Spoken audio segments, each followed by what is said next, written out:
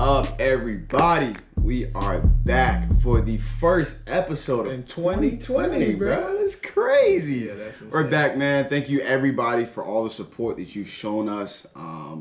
It has been a little overwhelming. I've had a number of people reach out to me saying that we should talk about certain topics. A number of people telling me, when are you going to actually record again? We haven't seen anything. We haven't heard anything. Man, life things happen. I got a whole baby, man. A whole family. He's got a whole family, you know. Yeah. So we gotta, figure out times that works best. But we appreciate the love and support that you guys are showing us. And we want to take that love and support, times it by 2, and let's get to another level because we are in the year of 2020. I know y'all. Well, I mean, follow us on all social media platforms. Of course, follow us on Instagram, L Sports Show. Twitter, same thing, L Sports Show, and follow us on Facebook, and also as well on YouTube. Make sure you show love to that GoFundMe, man. I got kids over here that need your help. Come over here, ugly boy. What? Come over here and show them your face. Yeah. I got this kid right here. I got one of my players with me. We're doing our car wash today from 11 to 4. You probably won't see this. It's probably air after that. But impact kids' lives like him by donating to our GoFundMe. The link will be underneath it. For sure. Man, let's get started. There's so much that's happened from the last time we recorded. I was wrong. Congratulations to LSU for winning the national championship. Lance and Sally enough was right. Who called it? I called the teams. I could have really called the score and all. On them, but I'm just picking Clemson. I think it's gonna be a Clemson LSU championship. I think LSU puts up 50. If it's honesty, but that's another topic because I know how you feel about your team not being there. It is all good, man. So many other things have happened. We're now approaching the Super Bowl. Congratulations to the 49ers and the Chiefs for getting there. So sad that your Packers lost to the 49ers. We didn't just lose. We got humiliated again. Yeah. And this time was probably worse than the last time because it was in the playoffs. But we're going to talk about, we all know that I'm an Eagles fan, diehard Eagles fan. We're approaching the offseason. And what's the next step for the Eagles to be able to do something? First of all, we're not worried about the Cowgirls, the Dallas Cowgirls. Congratulations that Mike McCarthy got hired. Whoopity freaking do. But you're still not going to do anything in the division. We're not worried about the Giants and them hiring Joe Judge, for crying out loud. Who the heck is that? We're not worried about them. And we're definitely not worried about Ron Rivera with the Washington Redskins. Definitely not worried about him. And we're not. That's a little disrespectful, but it's not disrespectful at all because we're not worried about them. Why? Because we're the Eagles and we fly higher than everybody in our division. Yeah. That's why. And Redskins skin Eagles. Anyway, something that I think that the Eagles should do to better the team is, first things first, is restructure Carson Wentz's contract.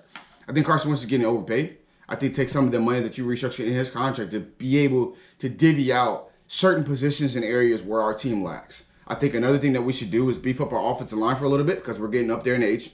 For crying out loud, get a receiver.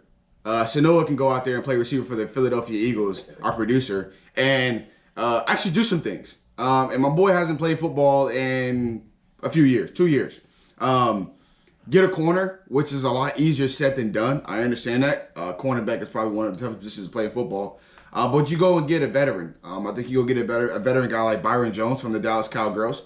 Who had an up and down year, who's also a free agent this year. And I don't think the Cowgirls are going to come back and sign him. So I think the Eagles should come and swoop him up. I think you go get a guy like Darius Slay. You go trade for a guy like that that's in Detroit. And we don't really know where Detroit is trying to go, or what they're trying to do. So we can maybe offer a few draft picks and maybe someone else on the side for him. I think another person is Xavier Rhodes, a guy who didn't have the best best season last year in Minnesota. And so you go get a guy like that and you're able to, who didn't have a great season, but maybe can rejuvenate a little bit of his career in Philadelphia with the new change of scenery. All roads are open. Huh? All roads are open. All roads are not open. Not with Xavier Rhodes, not in Philadelphia. Another thing is taking our first round pick and trading back. I think we've got the 21st pick in this upcoming draft, and we're talking about projected to get Henry Ruggs. And there's no disrespect to Henry Ruggs if you see this video, but I don't think the Eagles should take Henry Ruggs in the first round. I think we take that pick, we trade it back, we try and get another second round pick, and then we try and get like a 4th or a 5th round pick. This draft coming up is receiver heavy. And so you're able to get a solid receiver in the second, maybe third rounds, and you take the 2 second-round picks, and you could take the 2 second-round picks and package them for a guy like OBJ. There's been reports that the Eagles are trying to package something up to go get and acquire OBJ from the Browns. Packers too. I don't see a problem in doing that if you want to go that route, but I don't think taking a receiver in the first round, if it's not named CeeDee Lamb or not named Jerry Jeudy, is the smartest thing to do as an Eagles organization, because I don't think T. Higgins is going to change your organization. I think he's just going to be another.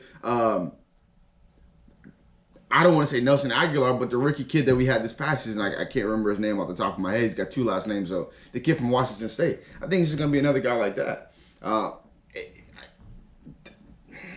I just hope we don't take a receiver the first round with our pick. I think we take that back. We trade it. We try and package it some way. If that's getting a corner, great. If it's getting a receiver, great. But not taking a receiver in the first round. I don't think that's a smart decision in a receiver-heavy draft.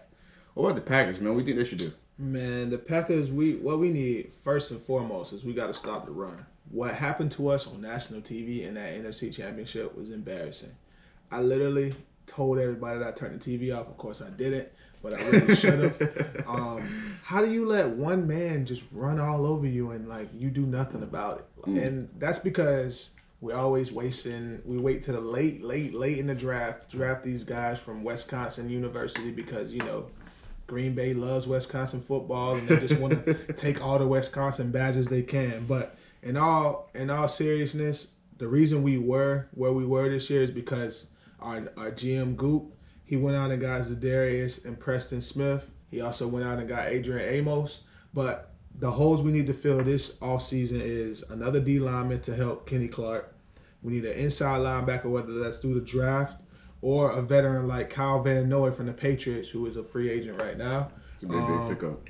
We also need help around Tay Adams. I mean, Tay Adams is great. I don't care what nobody say. Tay Adams top 5 receiver in the league, but he needs help. I mean, Aaron Rodgers literally has no one else to throw the ball to. I mean, we draft a bunch of kids late in rounds, but I think this is the year that we can draft receivers in late rounds, like a kid like Van Jefferson from Florida, who is putting on a clinic at the Senior Bowl right now. Could be a steal. Amari Cooper, who's a free agent. I'll throw money in Amari Cooper and not feel bad about it. Also, just a tight end. Maybe Hunter Henry's out there. You got Austin Hooper's a free agent. Who's your tight end right now? Our tight end right now is Jimmy Graham, but we about to cut ties with him because he's about to make $11 million next year, and we can't have that. I mean, he's making too much money. He didn't produce for us this year. But we fill that defensive hole at inside linebacker or another D lineman, but we really, really need another wide receiver. Everyone's saying Aaron Rodgers had a bad year, but he had 4 interceptions to 27 touchdowns. That's pretty solid. That's protecting the ball. Yeah. That's protecting the ball. Of course, your Packers lost. My Eagles lost. And that's why we're talking about them, what they should do in the offseason. But 2 teams that haven't lost is the Chiefs and the 49ers. Those 2 teams are in the Super Bowl. And Lance, who you got winning it? I mean, this probably gonna sound like I'm hating or I'm mad or whatever. You can say whatever you want, but I got the Kansas City Chiefs winning because that man, Pat Mahomes, got Mahomes moving around, dancing, and then throws it like almost a no-look. I mean, that's incredible. No-look sidearm. Oh, my gosh. How do you not like watching? Everything that Aaron Rodgers wish he had. This man got He's got heck of an offense. He has a plethora of wide receivers to throw the ball to. In fact, probably maybe the fastest man in the whole NFL. Play action. Mahomes steps up, going deep. Downfield, wide open again is Hill. Inside the 30. Hill down the sideline. Hill all the way. Oh, he is. Tyreek Hill. 100%. It's not even close. His name is not Cheetah for a reason. And I just think that wherever Richard Sherman has to line up, he's going to have a problem when they play in that Super Bowl. McCole Hardman runs a sub 4.3. I mean, that's it's speed there. You got Travis Kelce there. And Pat Mahomes. I mean, you got to talk about him. And them linebackers ain't all that great at coverage. No, they're not. And Pat Mahomes can move a lot more than Aaron Rodgers. But something that Pat Mahomes hasn't seen all season is that D-line. Yeah. I don't want... Oh, I got Chiefs winning, by the way. I got Chiefs winning 31-24. I want to see Pat Mahomes be successful because he's a black quarterback, and I'm 100% a proponent of the black quarterbacks in the league. But just for the sake of argument and sake of the show, I'll go opposite of you. And I'll choose the 49ers to win. And the only reason why I want to choose the 49ers to win is because we talk about the weapons that the Kansas City Chiefs have. Mm-hmm. And they have weapons. And they have a better quarterback in Pat Mahomes. But the 49ers offense is not that far behind. It's not. And when you look at Emmanuel Sanders, and you look at George Kittle, and you look at Deebo Samuel, and you look at the double-headed running back sword and Mozart, and I can't remember the other dude's name because Tevin Coleman got hurt. So it's another kid that's back there running the ball. You look at that, and you look at Jimmy G, who is a game manager, but there's nothing wrong with being a game manager. Not at all. I don't see it being that big of a discrepancy offensive-wise. I think the reason why I choose the 49ers is from a purely defensive standpoint. And you talk about that defensive line, and defensive lines and defenses win championships. It's the old saying. Yeah. When you have a defensive line, you got guys who can get after the quarterback, and you only have to rush 4. They only have to rush 4, and they could drop everybody back in coverage, and you can get to the quarterback. Pat Mahomes is not going to shred them up like he did the Houston Texans. He's not going to shred them up like he did the Tennessee Titans when they only rushed 3 people. You're crazy. The 49ers are going to rush 4. They're going to drop everybody else back in coverage. They're going to play their zone scheme. And I don't think Pat Mahomes is going to have that much time to get rid of the football. And I think from that standpoint and that reason alone is the reason why I think that the 49ers are going to come out here and win the Super Bowl. Although I want to see Pat Mahomes really win it. I hear what you're saying, but at the end of the day, the second half of that NFC Championship game, Aaron Rodgers didn't have much time, but he seemed to find people across the middle of the field, which is where they're very weak at right now. But do you think it's a reason because the 49ers were up so much? I don't think so, because you eat you kill what you eat, man. Why would you let somebody in the game just because you were up by so much? Aaron Rodgers brought it to within 14, and if the Packers get a stop with 5 minutes and 32 seconds left to go and Aaron Rodgers get the ball back, he can make it a 7-point game. And then at that point, you stack the box because you know they're going to run it 3 straight times and make Jimmy G beat you.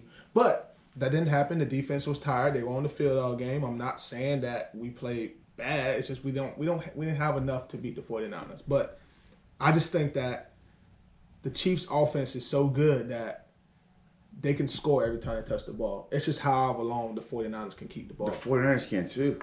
I mean, you look at the game when they went out and played New Orleans, and Jimmy G and Drew Brees went toe for toe. And you can legitimately argue Drew Brees, as far as stats-wise and as far as career stats, him throwing the ball, he's probably one of the best ever. You could legitimately argue. I'm not saying that he is, but throwing the ball, you could argue that he's one of the best. And to do it in New Orleans, in that environment, Jimmy G showed up. Yeah, he showed up, and so for many of the people that's out here in the world that's saying Jimmy G is not doing this, Jimmy G is not doing that, Jimmy G is also 15-3 as a starter. Yeah, that says a lot for who he is. And people, he only threw 9 passes, 8 passes. What quarterback in the league will argue they won the game and he only had to throw 8 passes? What quarterback in the league will argue to say I don't want to do that and I want to throw the ball 40 times in the game? There's not a single quarterback in the league who would sit here and say, I want to throw the quarterback. No, my team, I want to throw 40 times in the game. No. I mean, my quarterback's kind of a diva. Kind of does. So you're saying Aaron Rodgers would be upset for throwing the ball only 8 times but then winning the game? I mean, I don't know. The way they did, the way the 49ers beat y'all, they dominated you guys from start until Aaron Rodgers kind of picked it up a little bit towards the end of the third quarter. I don't think Aaron Rodgers would be upset. He's talked about Aaron Jones all season. Yeah. And him being the heart and soul of that team on the offensive side. I don't think he'd be upset if Aaron Jones comes out here and absolutely kills it. Well, and y'all dominate the game like that. We had a game like that versus the Cowgirls, but yeah, I get. I'm just saying, you know what I'm saying? So you look at it from that standpoint, it's not like Jimmy G is out here throwing ducks like Phillip Rivers does, where he gives you the ball away consistently. He throwing ducks. Phillip Rivers thinks he gets paid for throwing interceptions. Chill, my man got 11 kids. He got a lot. The only thing he ain't throwing out here. But anywho, but I'm saying, I think for so many people to say Jimmy G is not going to show up, I don't think that's accurate because all he's done in his career is show up. That's all he's done. He showed up in New England. He gets traded to the 49ers. He starts 4 games and ends up getting hurt. Tears his ACL. They completely get demolished the rest of the season. They go and get Joey Bosa, who's turning out to be an absolute stud in the NFL. Nick Bosa. I'm sorry. Joey Bosa's with the Chargers. I'm sorry. Nick Bosa, younger brother. And he's coming in. Jimmy G started this season. He's been healthy all season. Now look at them. Hey, but listen to this, though. It's just some conspiracy thing, I think. Remember how Kyle Shanahan was in the Super Bowl versus the Patriots? Versus the Patriots. Oh, he was with Atlanta. And he was up 28-3, and then he kept throwing the ball, and didn't know how to run the ball. Yeah. Yeah.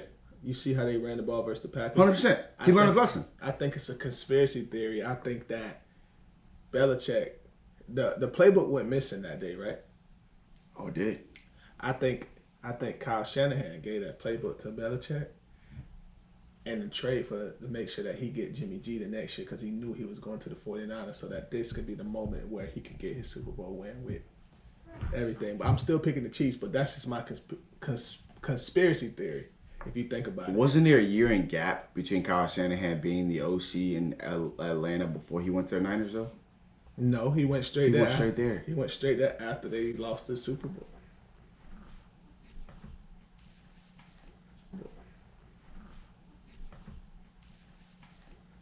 My God.